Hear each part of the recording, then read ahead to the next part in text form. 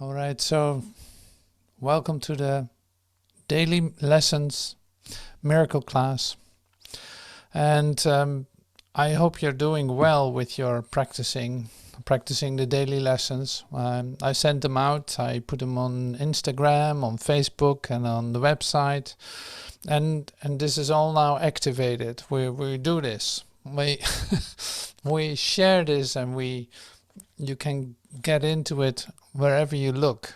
It's a bit like that. So how is that going? I hope that's going very well for you, that you enjoy doing the lessons a lot, because it is a pleasure to me to go through all of them again, to even record them and say them out loud, practice them, and seeing how well they are composed and how beautiful the offering continuously by using these lessons. So today we use another key lesson, because that's where this class is like focused on, the key lessons of the of the workbook. And this time it's lesson 14. And so the title of lesson 14 is, I got it right here, God did not create a meaningless world. So, and that is one lesson that you did a couple of days ago. And now it's the 17th when this class takes place. And so lesson 14 is another key lesson. So it's like, okay, suddenly there's the word God brought into it. It's like God did not create a meaningless world. So there's logic connected to it too. So yes, indeed, of course, God did not create a meaningless world, because God is what meaning is in that sense. God is what gives it meaning in its own way, by letting it be what it is and not projecting and all that. So I thought it was interesting to read this lesson, and also to not overwhelm you with information or with insights or who knows what, because it is like you are here at this lesson 14 or 17 today. We'll read that later too. So you're right there with the lesson, and you're practicing that. So the sequence of it, like the way the succession of it is just so perfect. So I've nothing to add to that, of course, but it will not hurt in what we share today with one another. See, one of the ideas that comes into lesson 17 today is one word of a couple of words, is a repertoire of horror. So that attracted my attention. Repertoire of horror. Your personal repertoire of horror. And that's of course interesting, because it's like, okay, you have a shared illusion, the ideas that we share with one another that aren't true, and you have your personal repertoire of horror. So I don't know if you read that word and what it did to you when you read it. So this is lesson 17, in fact. But see, lesson 14 deals also with this, with your personal repertoire of horror. So I'm going to read 3 paragraphs from lesson 14. These are the main sections from this lesson, in which there's no practical instruction, but some depth to the lesson. So read with me. So this is on page 297 from the Urtext. Page 297. God did not create a meaningless world. So the idea for today is, of course, the reason why a meaningless world is impossible. So you just admitted that you're upset about it in lesson 12, and that you are becoming afraid of it because a meaningless world engenders fear.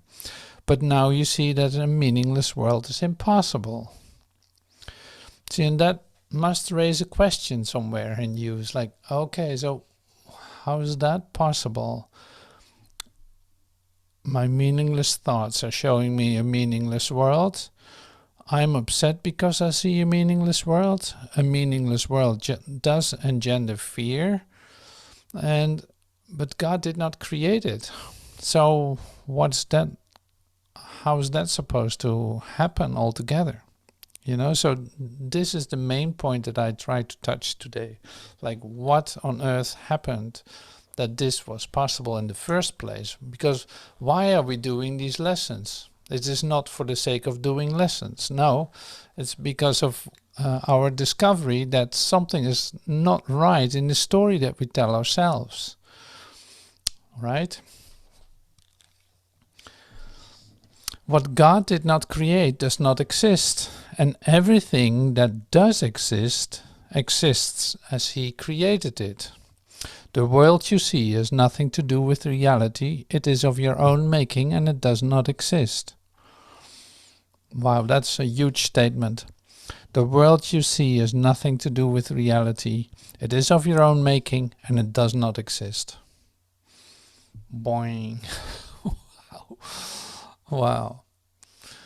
Well, good luck with that. So now where is your world? What are you supposed to do with your world now? Since you know it doesn't even exist, why are you occupying yourself with it continuously? See, these are questions that are being raised by just a statement like this.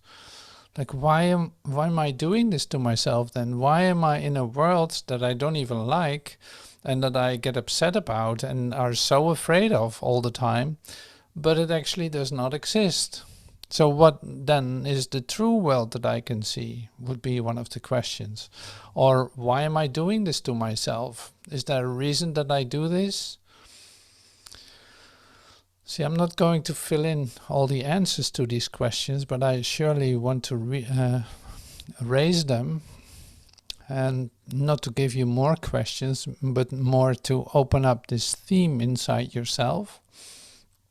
Like, it's okay to be confused about it for a moment, or being overwhelmed with it for a moment, or being even more afraid of it for a moment. It's like, okay, I live in a world, I appear to live in a world, I see a world literally that does not exist, and it is of my own making. I literally only see what I want to see.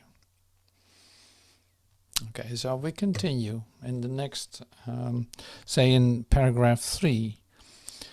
The idea for today is another step in learning to let go the thoughts which you have written on the world and see the word of God in their place.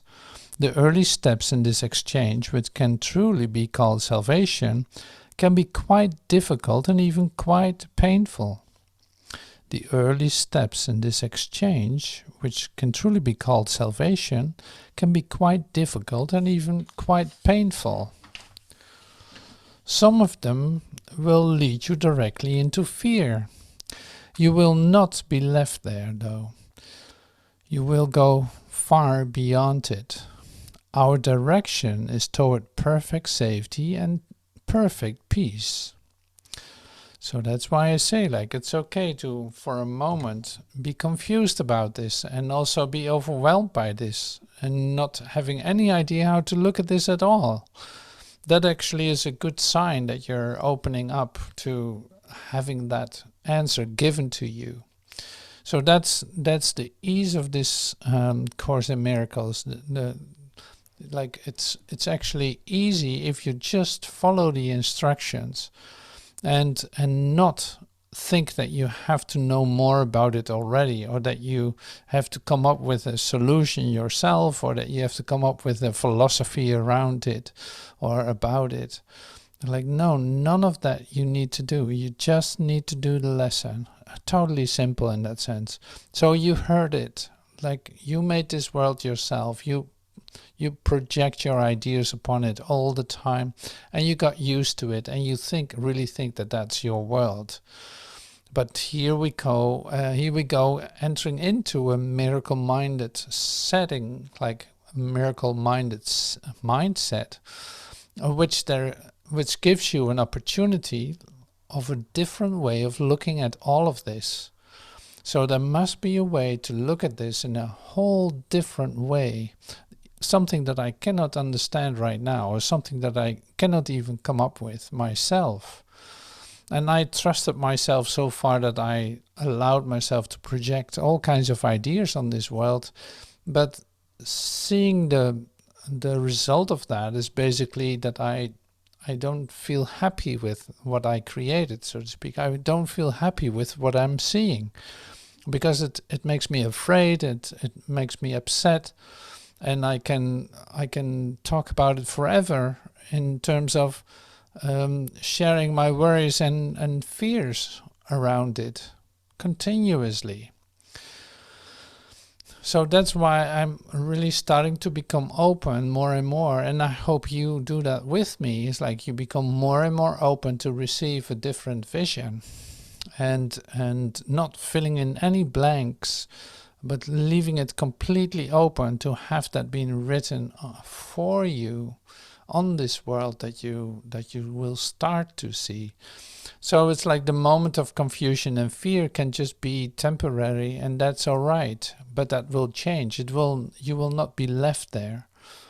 So and this is really something that you go through. So this is your first, if you do this series of lessons for the first time, it's like you actually now for the first time allow yourself to stay in this fear for a moment, even letting it increase a little if that happens.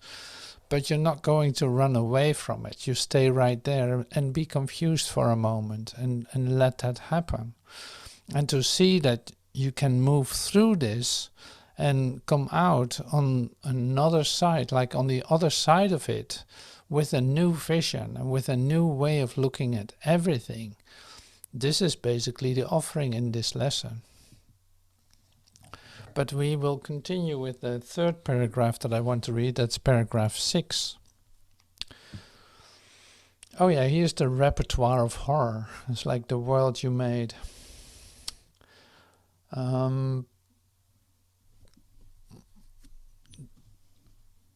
This is your personal repertoire of horrors at which you are looking.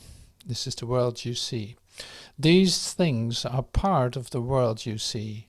Some of them are shared illusions, and others are part of your personal hell. It does not matter. What God did not create can only be in your own mind apart from His. Therefore it has no meaning. In recognition of this fact, you conclude the practice period by repeating today's idea. God did not create a meaningless world. So it's like, this is your personal repertoire of horrors. For instance, God did not create this cancer, or God did not create this heart attack. So it cannot be real.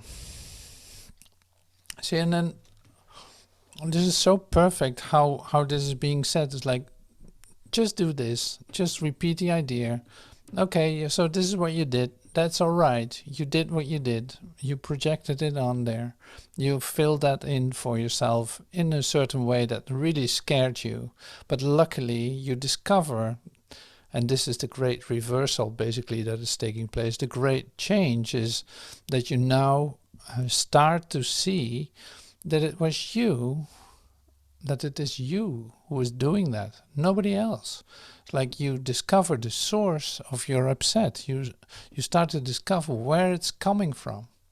Like, this is not done to you. No, you're doing this. It's like, this is the world that you created. It does not exist, and so it has no meaning. But, and it's also pointing out to you, like, okay, I'm doing this to myself. Nobody else is doing this to me. I'm the source of this upset and nothing else.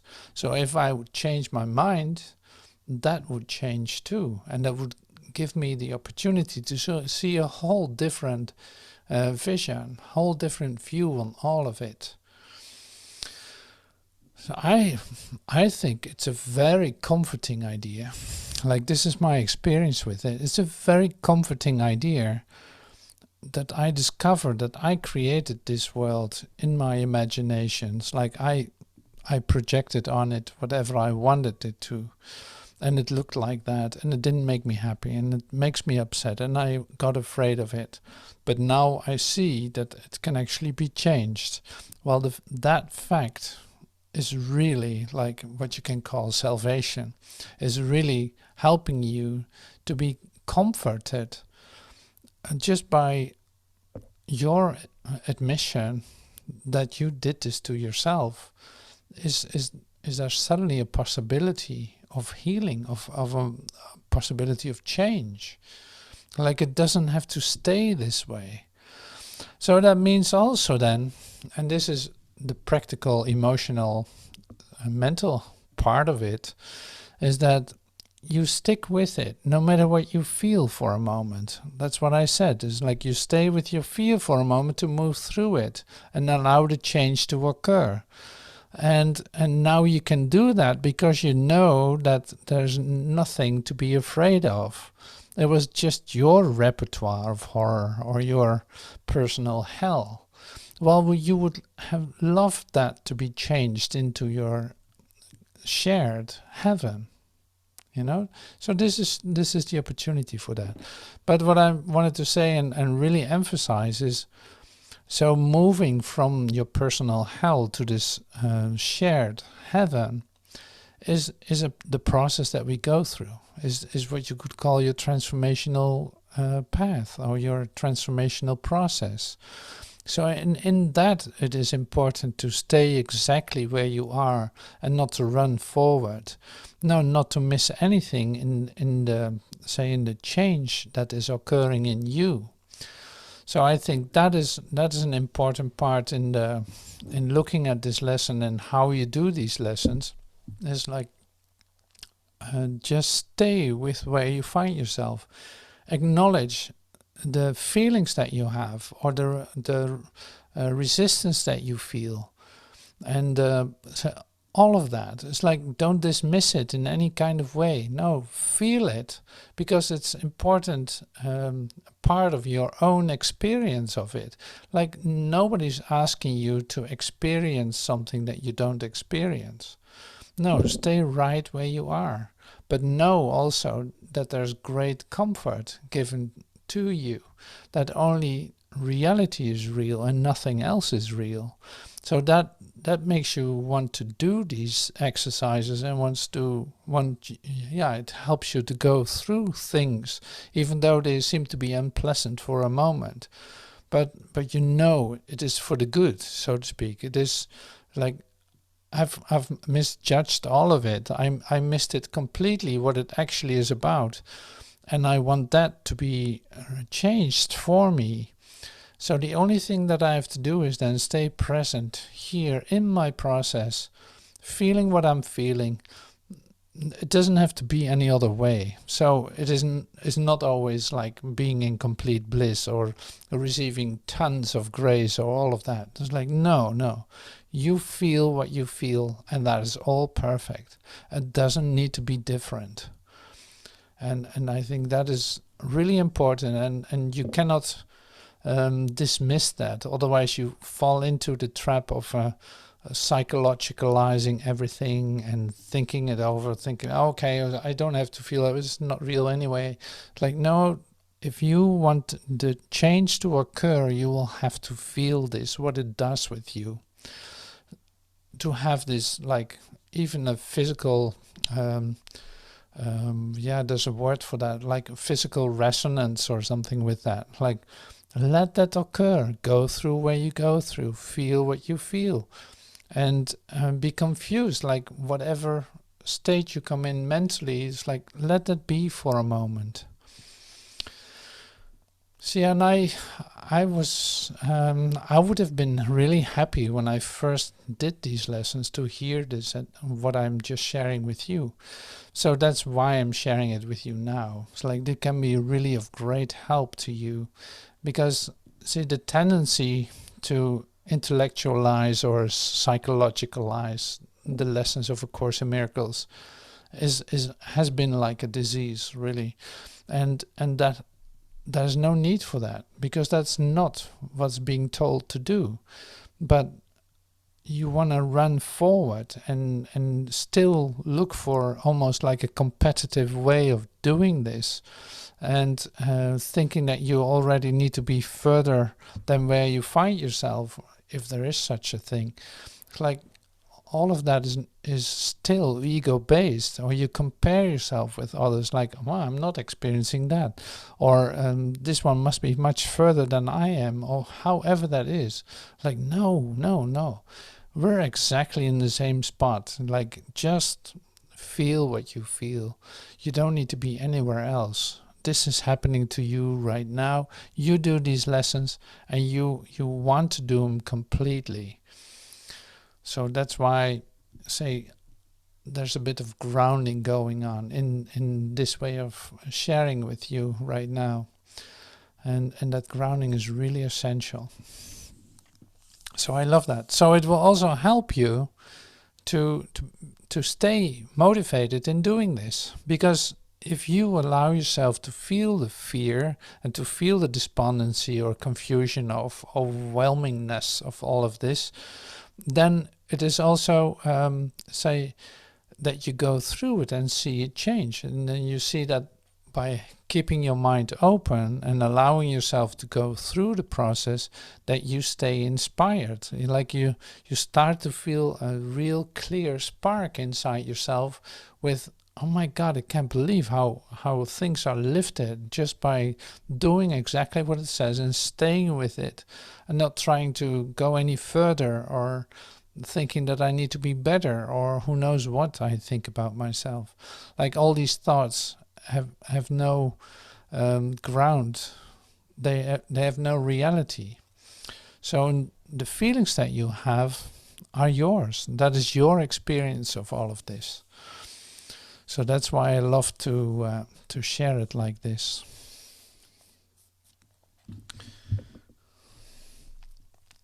Okay, so that was lesson 14. One of the parts that comes up then is this, and you can find it in chapter 27. So we still stay right here, so to speak. We still stay right here at the point of origin of the separation, if you want, or the origin that suddenly you discover that you are the source of your say of your dream, of your repertoire of horrors, or your personal hell. And so in chapter 27 something is given us that gives also an idea about the origin of the separation, in fact. So it's in the Ur text, chapter 27, and then in section I, I'm just reading one paragraph, so you can check it out or not. This is paragraph 6. So listen to this. Into eternity, where all is one, there crept a tiny mad idea, at which the Son of God remembered not to laugh. In his forgetting did the thought become a serious idea, and possible of both accomplishment and real effects. Together we can laugh them both away and understand that time cannot intrude upon eternity. It is a joke to think that time can come to circumvent eternity, which means there is no time.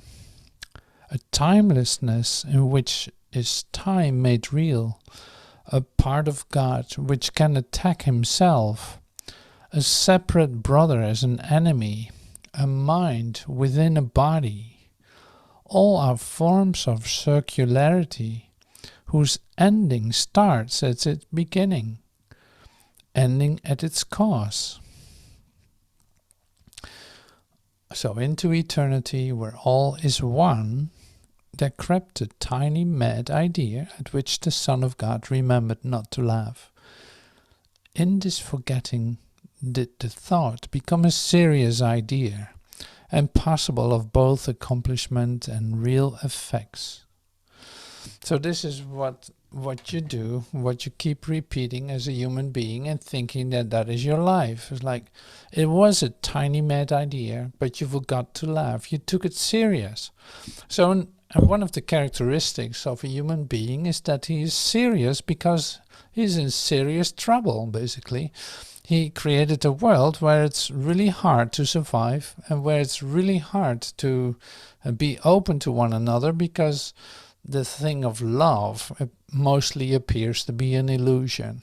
And the idea of separate bodies walking around on this, say, planet, 3 billion people walking around on this planet, all separate bodies in separate countries, in separate houses, in separate beds, and you know what, like that is being so into detail made real for ourselves that we started to believe that it's our reality. So it's like we took it serious. We forgot to laugh about this crazy idea.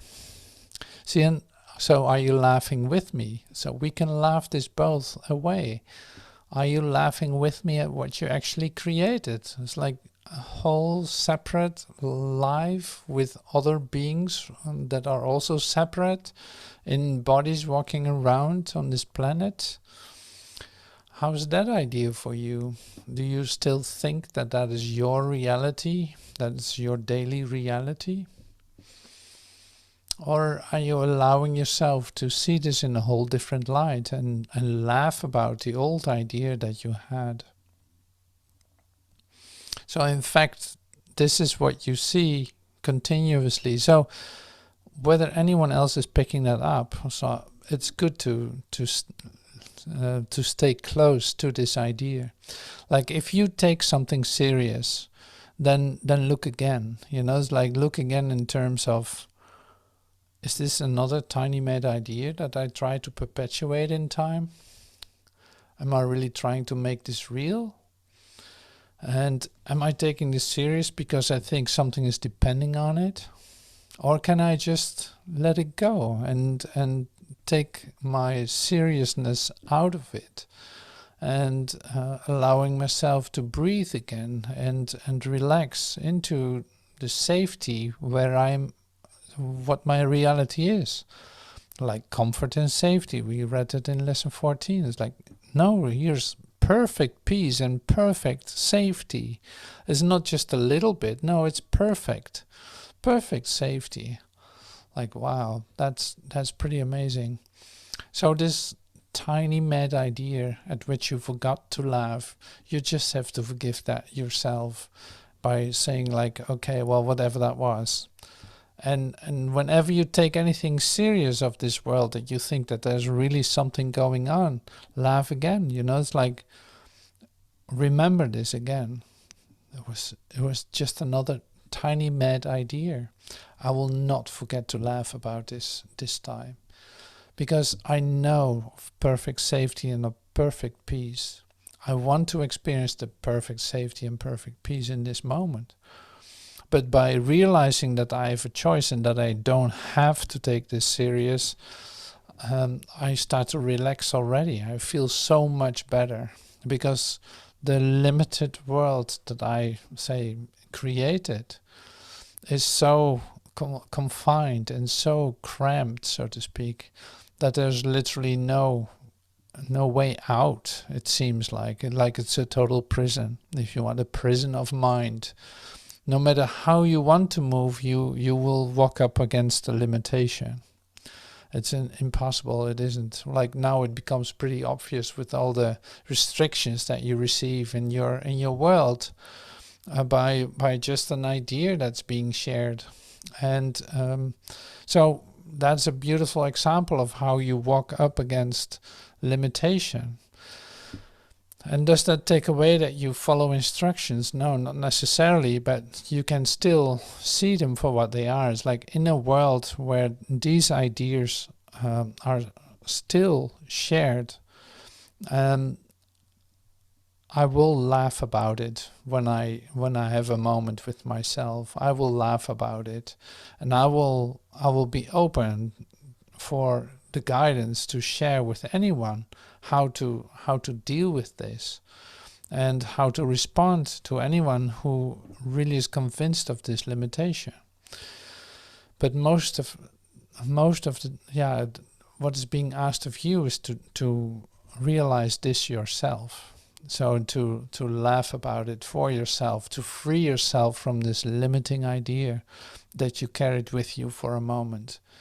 And you will not forget to laugh again. Like, you don't want to forget to laugh again about all the seriousness that you took with you on your journey.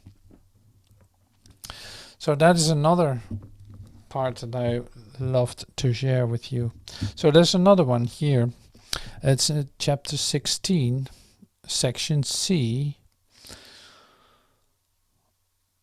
And that's also pretty amazing. So there's a bit of an admission going on into that too.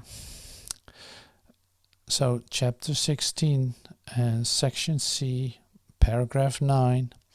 This year, there's only one paragraph too. This year, determine not to deny what has been given you by God to use for Him. He has Himself reminded you of Him. Awake and share it, for that is the only reason He has called to you. His voice has spoken clearly, and yet you have so little faith in what you heard, because you have preferred to place still greater faith in the disaster you made. Today, let us resolve together to accept the joyous tidings that disaster is not real, and that reality is not disaster. Reality is safe and sure and wholly kind to everyone and everything. There's no greater love than to accept this and be glad. For love asks only that you be happy, and will give you everything that makes for happiness. So I'll read that again, because that's like awesome. This year, determine not to deny what has been given you by God to use for Him. He has Himself reminded you of Him. Awake and share in it. For that is the only reason He has called to you. Awake and share in it. That's the the instruction. Awake and share in it. And share it. Share your happiness in this. Share what you have discovered. Share your happiness and your wow. For that is the only reason He has called to you. His voice has spoken clearly, and yet you have so little faith in what you heard, because you have preferred to place still greater faith in the disaster you have made. See, honestly, looking at that, it's like, oh my God, yes, I do that. I still have faith in the disaster that I've created. I still have faith in that. Why? What is the reason for that? That's insane. That's insane. I can't believe that I'm doing that still. Like, over and over, I come to the places where I discover, like, oh my God, I'm actually placing trust in this disaster that I've made. Like, in these beliefs that I can have. I still put faith in them. I share those ideas with others. I can't believe it. And so I still keep perpetuating my world of unreality, my world of illusion. And I dismiss the idea that greater good has come to me.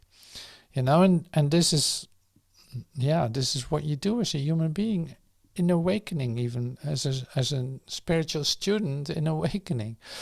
You keep repeating that until you don't, and until you see that it has effect how you think about it. Like, there's no neutral thought at all. Every thought has an effect. So that's what we come up with the lesson of today. I don't think we get to it, but anyway. So I was like, here it is, lesson 17. Like, you you don't even know how a real thought feels, because you're so like full with thoughts that aren't real, and you keep perpetuating those, and nobody knows why. Like, why would you want to do it? Because you're accustomed to it. You think that's okay, and that is not so hurtful. At least it's reliable in the sense of recognizable. You know these thoughts very well, and it's your habit to perpetuate them.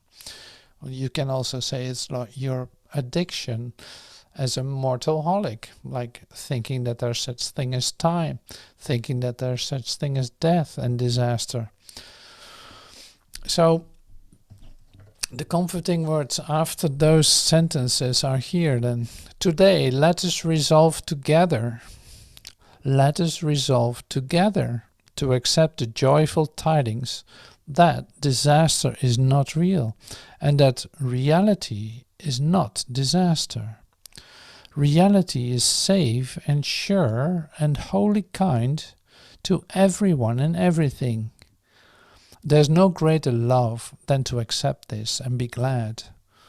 For love asks only that you be happy, and will give you everything that makes for happiness. So this is not just a promise, this is the reality of you. Like it's in effect. In this moment it is in effect.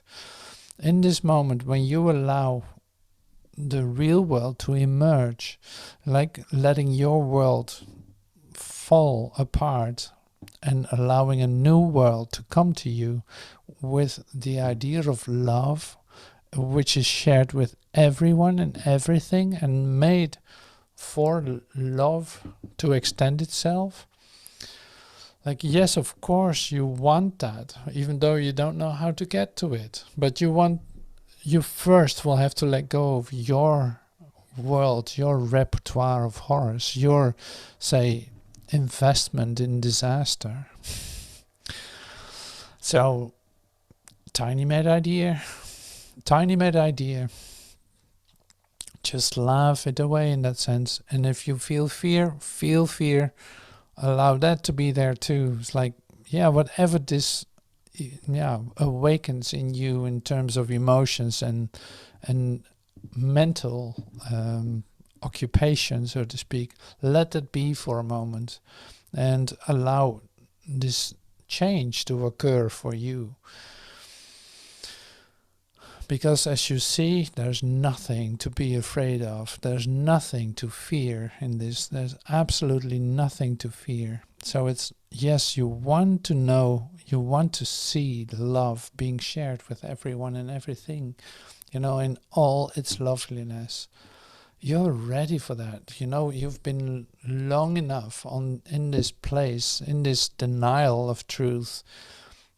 So now the time has come to allow this new world to arise in you, in everyone, by you sharing that, by you giving that, by you being excited about this, and say, accepting this for yourself. So I hope this will, say, give some depth to the idea of lesson 14. And not stick with an idea of a repertoire of horror, but go beyond it and see what is possible. So thank you for your time, and in class we continue now with sharing about this, how it is going with the lessons, and what your new discoveries are in this, how that works for you, stuff like that. All right, thank you.